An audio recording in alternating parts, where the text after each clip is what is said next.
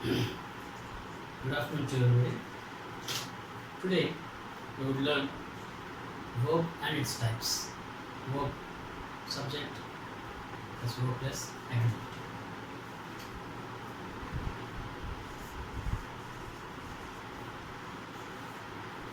Verb.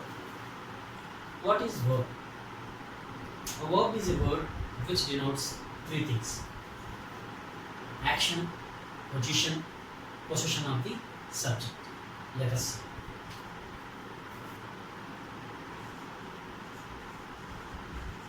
A verb is a word which denotes three things: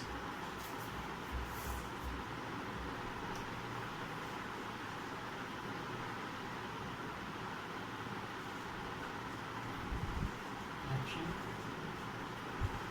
position, possession. These three things are going to be referred by verb.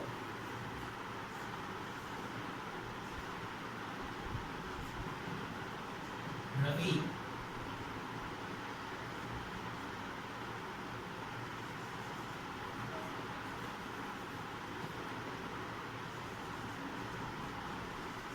Ravi makes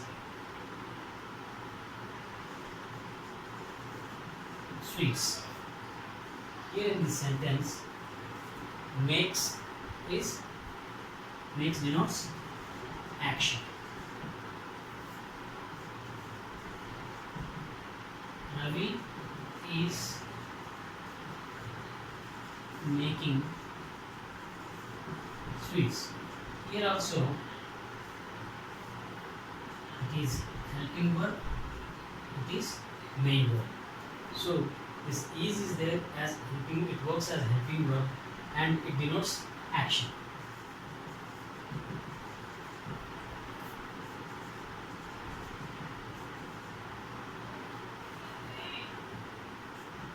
Ravi is a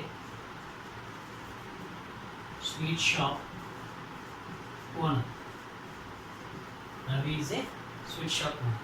Here this is being as main verb, or we can call it as linking verb also. So it denotes position. Here it denotes position of the subject. Another one, Ravi has a cup.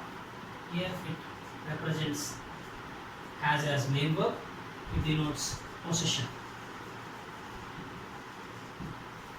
Position of the subject. So for making it very clear to you, I am taking here in the first sentence, Ravi makes sweets. Okay, now let me explain you. Ravi is making sweets. So here in this sentence, he is making. There are two verbs. This is called helping verb, this is called main verb. So this main verb represents the action. Ravi is making sweets. Ravi is bringing vegetables. Ravi was swimming in the river. Like that, whatever which represents the action, that is called action verb. Here in the second sentence, Ravi is a sweet shop owner. So here this is working as main verb, and or else we can call it linking verb, because Ravi, what his position, it denotes by this verb. So Ravi is a sweet shop owner. So what is his position? He is the owner of the sweet shop. So that's why it denotes the position. Next, coming to the third one, Ravi has a car. So whatever the subject possesses is going to be expressed through the have form verb. So here the subject in third person singular, that's why we have written has. So Ravi has a car. So it denotes the possession of the subject. So basically a verb denotes three things: action, position, possession of the subject. This is introduction about the verb. And how many types of verbs we have? Let us see. Verb is the most important thing, because to learn tenses, first of all we have to understand which is helping verb, which is main verb, which is auxiliary verb, which is modal auxiliary verb, what is what. So when you take verb,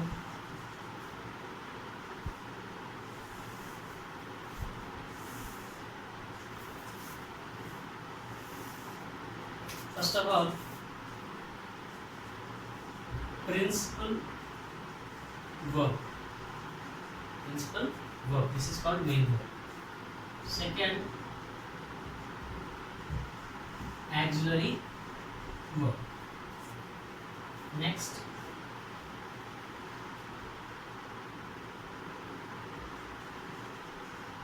transitive verb. Next,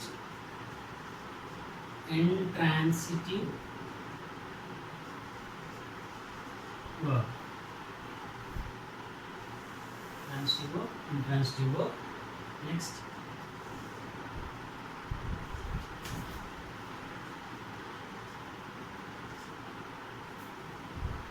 finite verb, non-finite verb,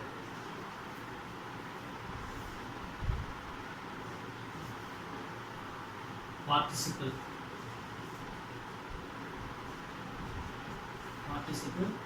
verb, gerund, and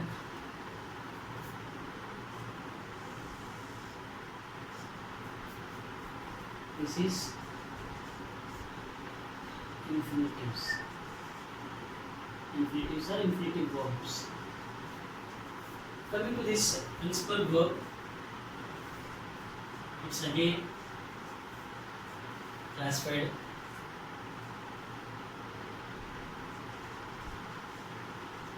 regular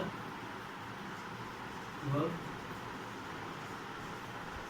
irregular verb. Auxiliaries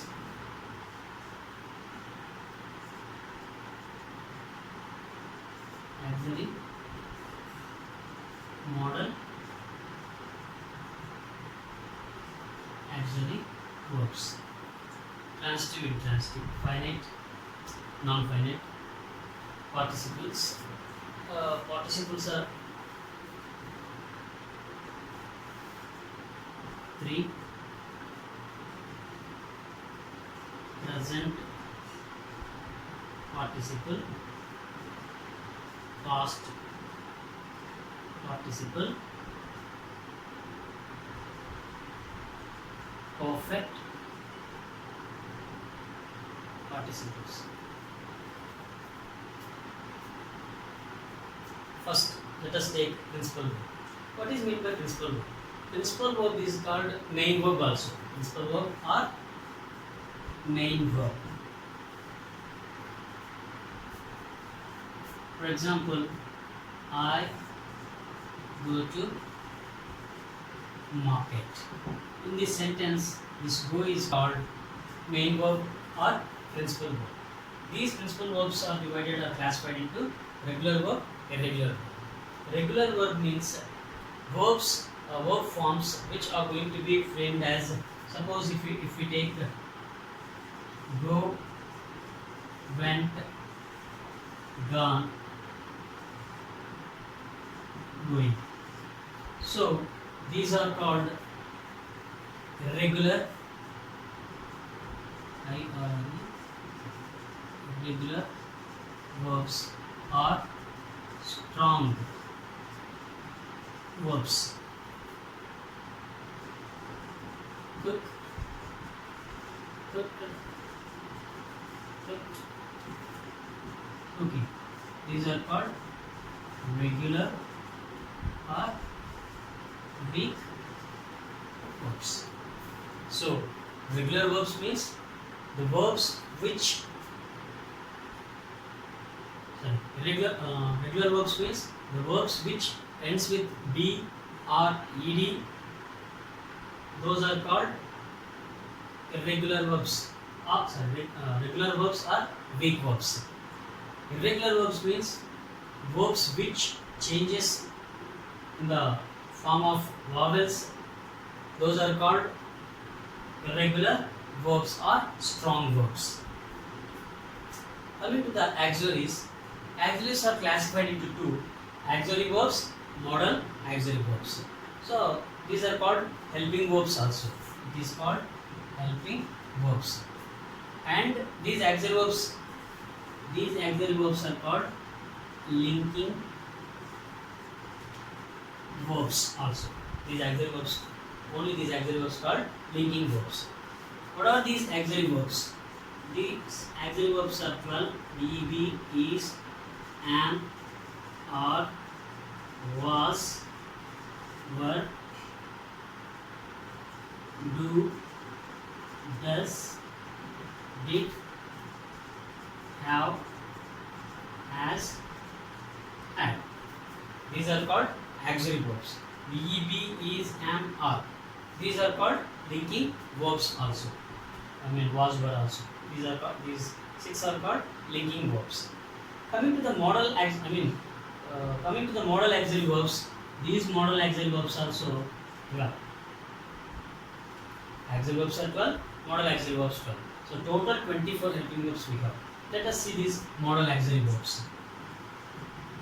Will, would, shall, should, can, could, may, might, must, ought, need, dare. Will, would, shall, should, can, could, may, might, must, ought, need, dare. These 12 are called modal auxiliary verbs. When we look at the comparison between auxiliary verbs and modal auxiliary verbs can be used as main verbs as well as helping verbs. For example, if you take I am teaching, in this sentence am is working as helping verb. I am a teacher. Here in this sentence am is playing the role of principal verb, or else we can consider as linking verb. So that's why these auxiliary verbs can be function as helping verbs and main verbs. For example, if you take I have a bike, here in the sentence have is working as principal verb. I have had gone. In this sentence, this have is working as helping verb. I do my duty. Here in this sentence, do is working as main verb. I do my duty.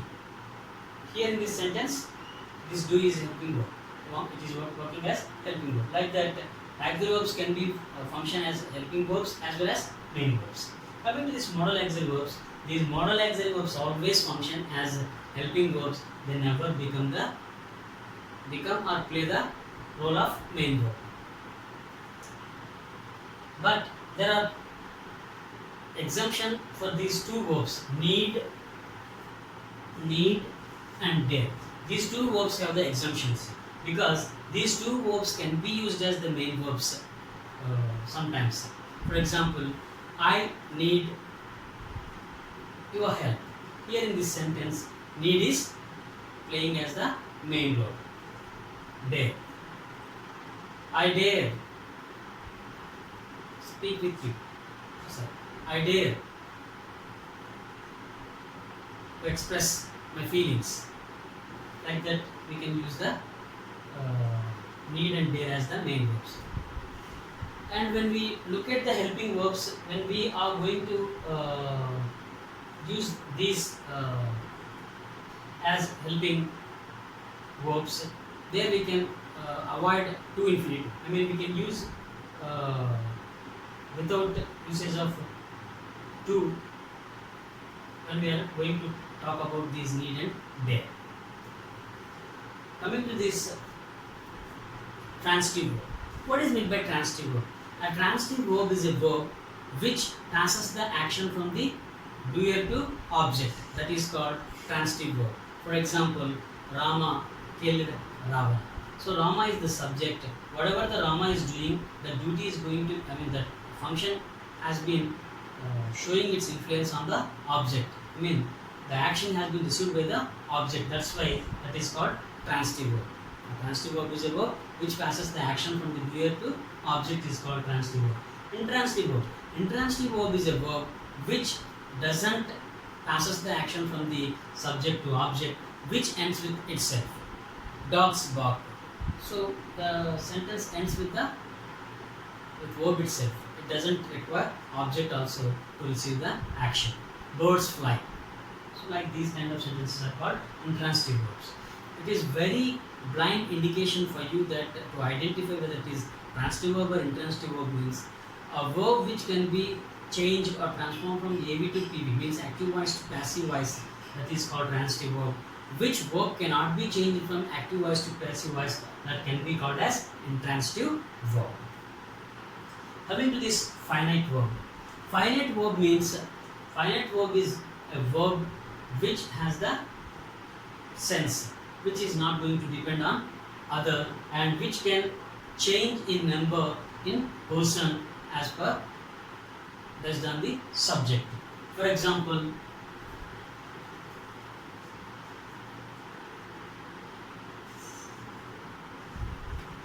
I go to college. Here it is singular. When the subject comes he goes to college. So again, when the subject is he, automatically it is changed. For example, I am going to temple.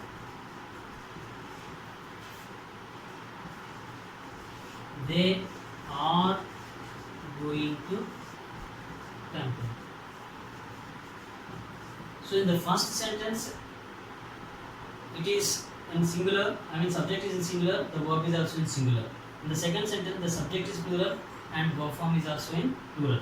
So this is called finite verb, and this is which is not going to be changed. This is called non-finite verb.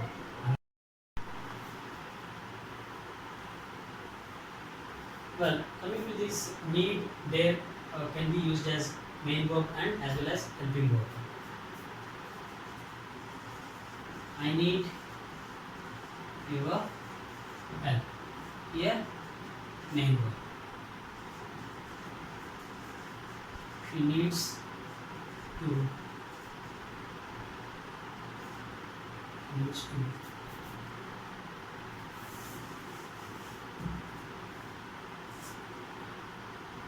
I need your help. She need to talk to you. Here it is helping. In the first sentence, I need your help. Here it is main verb. She dared to go there. She dares to jump. Like these are used as main verbs, helping verbs. So when we are using it is as helping verb, automatically it follows the to infinitive. When we use it, when we use as main verb,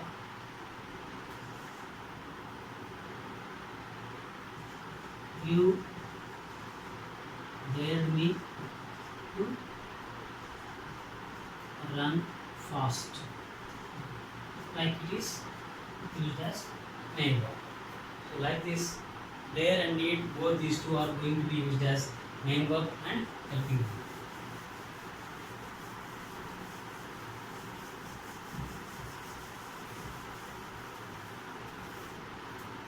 Coming to this finite and non-finite. Finite means is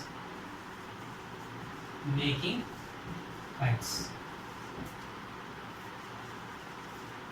They are making kites. When we look at these two sentences, if the subject is singular, the verb is singular. If the subject is plural, the verb is plural. It means that the verb which is going to change as per the number is called finite verb. Verb which doesn't changes as per the subject or number or person, that is called non-finite verbs. These are called non-finite verbs. These are called finite verbs. Coming to this participle verbs, present participle, past participle, perfect participle. Present participle means which are going to be coming, swimming, reading, drinking, like this. Informs, which are informs are going to be used in the sentence. Drinking sweet, drinking sweetie liquids dangerous to the health. Like that, whichever we are going to. Reading books is my hobby. Like that, whichever you are going to use, those are called present participles. And past participles means third form of the verb or verb, like bent, driven, written, broken, like that. Such kind of verbs are called past participles. And perfect participles means having come, having finished, having jumped, like such kind of verbs which are going to be used, those are called perfect participles. Coming to the infinitives, to infinitive, where infinitive, split infinitive. Where do we use to infinitive? I talk to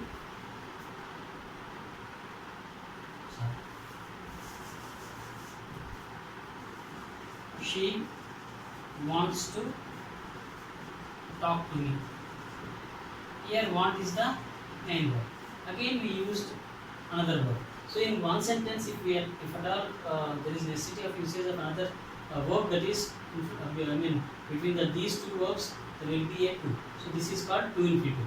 Both action and verb are going to be in the main verb, and it is just refers the action. This is called to infinitive. She needs to jump. She needs to write. Like that. And bare infinitive, always I will go to market.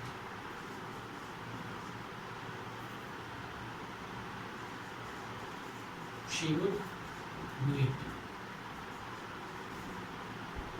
They can bring it. So whatever after the modal auxiliary verbs which are going to be used, the verb forms, those are called bare infinitives. So after the modal auxiliary verbs, whichever are going to be used, those are called modal auxiliary verbs. And split. Coming to the split infinitives. Split infinitives are not in usage. We can avoid these split infinitives. For example, the company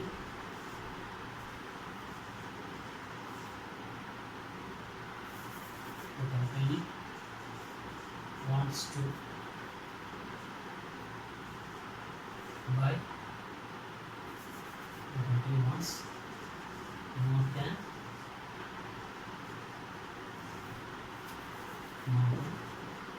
buy